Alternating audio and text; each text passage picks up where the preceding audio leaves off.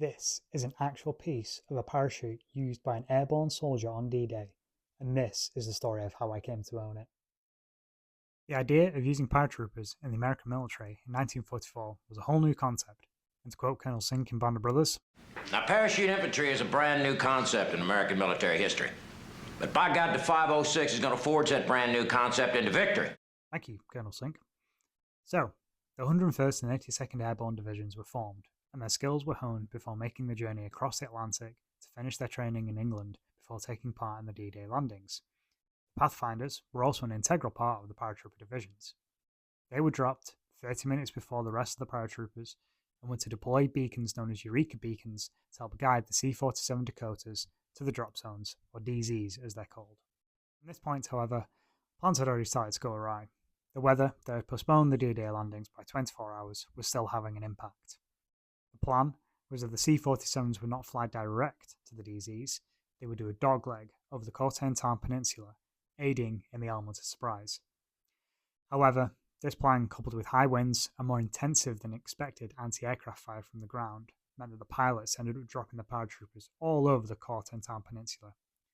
Some men of the 101st were dropped nearly 10 miles away from their intended DZ.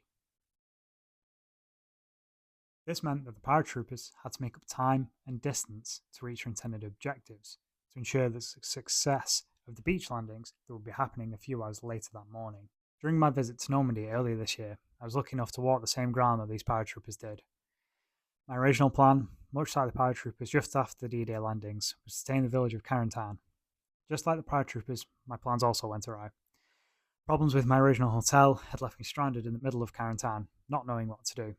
I phoned friends back home to see if they could come up with any ideas. Several hours later, and a lot of going back and forth on what I should do, a friend of mine Googled and contacted a bed and breakfast nearby that had a room available. This was in the Saint-Côme-du-Mont area, where paratroopers of the 506th and 501st Regiments were dropped. The bed and breakfast was a converted farmhouse that had been occupied during the war, and the owner showed me evidence of this where the stairs had been worn down by soldiers, going up and down moving equipment and weaponry. The owner also showed me relics they had found while renovating the farmhouse.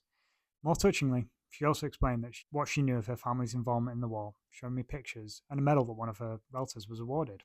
So, with that brief little history about the paratroopers and their role in D-Day, how did I come to own this piece of parachute? Well, after I'd stayed in the farmhouse and it was the morning of the day that I was due to go home, I was having my breakfast, and the very kind owner, as I was having my breakfast, came in, and it looked like she was holding things.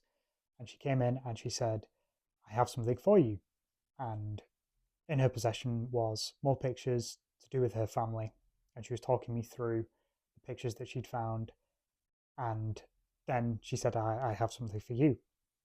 And she said, whenever they have someone who stays that is there to visit for the D-Day history, they give them a piece of a parachute that they found whilst renovating the farmhouse. And to me, this is the ultimate possession. This is up there as one of my most prized possessions because it is so special. Because I think, having grown up with history and doing it at GCSE and then being a massive fan of Band of Brothers, as I'm sure many people are, that's their gateway into World War II in particular. And having walked the ground that they walked on and been to Dick Winter's memorial statue and the Easy Company memorial at Braycote Manor, it's amazing that I get to hold this and know that it made it through the war, basically, and it was actually used by someone who fought to liberate Europe from tyranny and evil, and it just means so much to me. It's an amazing piece of history, and to be able to hold it means an amazing amount to me. So yeah, I drove 450 miles and came back with this piece of parachute, and it could not mean more to me.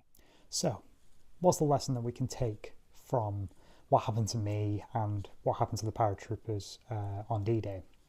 Well, for me, the biggest lesson that we can take is that everything happens for a reason. For me, all those dominoes had to fall. Everything had to go right with my travel, right up until the point until I got into Carentan, and then things started to fall apart from there.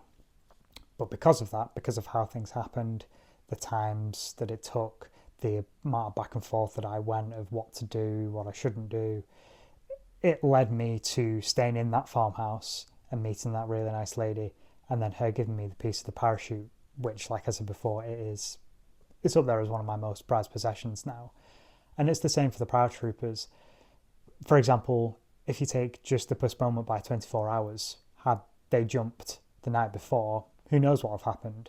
They could have been dropped right on target. They could have been dropped even further from the target. There could have been more anti-aircraft fire. There could have been less. But, we don't know. And even when they landed, things would have been different. People who unfortunately lost their lives, they could have survived, and vice versa. Those that survived could have lost their lives. So everything happens for a reason in a specific order. And I'm not saying that there's some great almighty power that defines how things happen.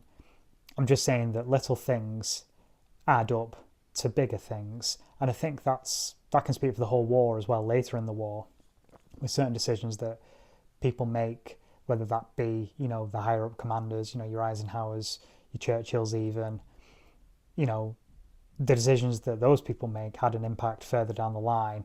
And then even in combat, the soldiers would have made decisions that would have meant, if they move to the right, something happens, but if they go to the left, something different happens. I'm a big believer in that. So I think the main lesson that we can all take from this is that everything happens for a reason, and that sometimes you just have to trust in the process, even if that means, going through a bit of stress and a bit of anguish. You will get there in the end. You've just got to trust the process. So I hope you've enjoyed. Thank you for sticking around. Peace.